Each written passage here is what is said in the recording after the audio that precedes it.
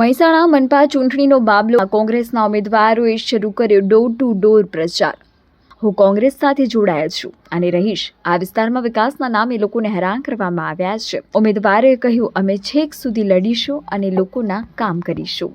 સ્થાનિક ઉમેદવાર છું અને કોંગ્રેસે મને ટિકિટ આપી છે અને અહીંયા મેં ઉમેદવારી નોંધાવી છે।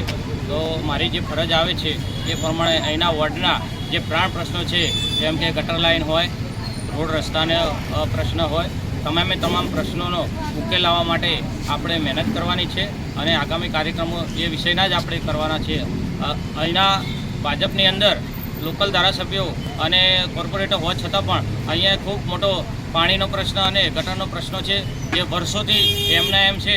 30 વર્ષથી સરકાર ચાલે છે, બોર્ડ ચાલે છે, પણ કોઈ પ્રજાની વાત સાંભળતું નથી। અમે ચોક્કસથી પ્રજાની વાત સાંભળીશું અને એક નવું સર્જન લાવીશું અને તમામના કાર્યોને અમે સિદ્ધ કરીશું।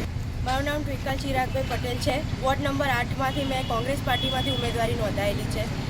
મહિલાઓ જેમ કે કહેવામાં આવે છે કે એમનું મેન કે પોતે પગપાળા નીકળતી હોય છે અને આપણા રાજકમલ રોડની અંદરનો પહેલો મુખ્ય પ્રશ્ન એ છે કે ત્યાં વરસાદથી પાણી ભરાય છે, ત્યાં કંઈ ગટરો ઉભરાય છે, જેનો નિકાલ અહીંયાના ધારાસભ્ય MLA છે બધા આ વિસ્તારમાંથી જ નીકળીને આવેલા છે, પણ એમને આ ખાડા કાન કરેલા છે। કેમ કે શું કે એમને ગાડીમાં ફરવાનું હોય, મહિલાઓ અહીંયા કંઈ પગપાળા નીકળે છે તો આપણે પહેલું તેનું નિવારણ લાવવાનું છે કે જે ગટરોનું પાણી ઉભરાય છે, વરસાદી પાણી ભરાય છે।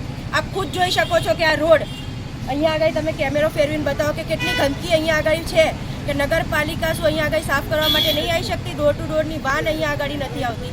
તે જે ગંદકી છે, રોજબરોજનો આપણો કચરો નીકળે છે, એ નિકાલ લાવવાનો અમે પહેલો ઉપાય કરીશું।